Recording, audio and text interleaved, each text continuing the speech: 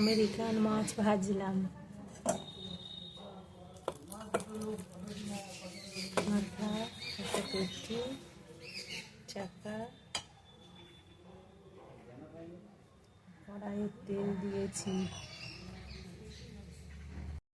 দিলাম তেজপাতা,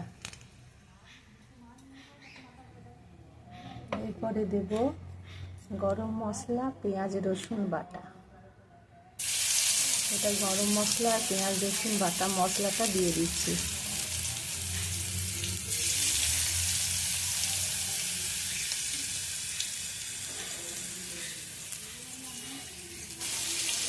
বড় বড় 2 টেবিল চামচ।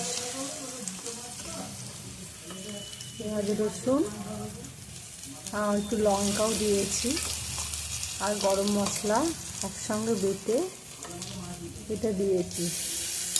এবার এটাকে আমি ভালো করে নাড়াচাড়া করে ভাজবো।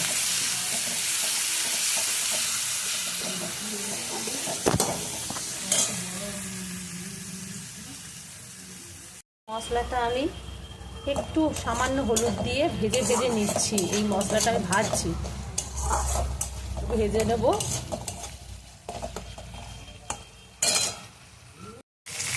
মশলাটা একদম ভাজা ভাজা হয়ে গেছে। এবারে আমি এটা দই দিয়ে দেবো, 50 গ্রাম মতো টক দই।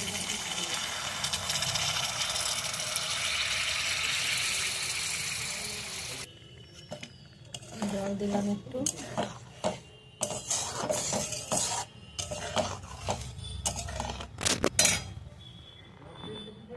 জল দিয়ে দিলাম একটু।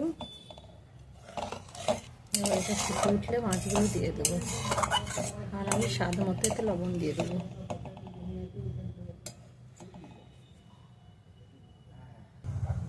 দেখুন টক দই দিয়েছি, তারপর জল দিলাম, স্বাদ মতো লবণ দিলাম। এবারে এটা ফুটতে দেবো না, তার আগে মাছগুলো যেগুলো ভেজে রেখেছিলাম সব দিয়ে দিলাম। এবারে ভেজে রাখা মাছগুলো একটু নেড়ে চেড়ে এইভাবে এবার এটা ফুটতে দেবো।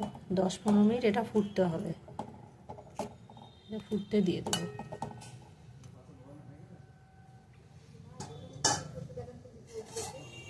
দেখুন এটাকে আবার ঢাকা দিয়ে দিলাম 10 মিনিটের জন্য।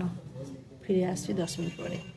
মাছটা রান্না হয়ে গেছে। 10 মিনিট বাদে খুলে দেখছি মাছ হয়ে গেছে। গ্যাস অফ করে দিয়েছি। এই মাছটার সুন্দর একটা নাম আপনাদেরকে দিতে দিলাম। আপনারা এই মাছটার কি নাম দেবেন, ঠিক আছে? আমাকে লাইক, কমেন্ট, শেয়ার, সাবস্ক্রাইব করবেন। সবাই ভালো থাকবেন, সুস্থ থাকবেন। টাটা।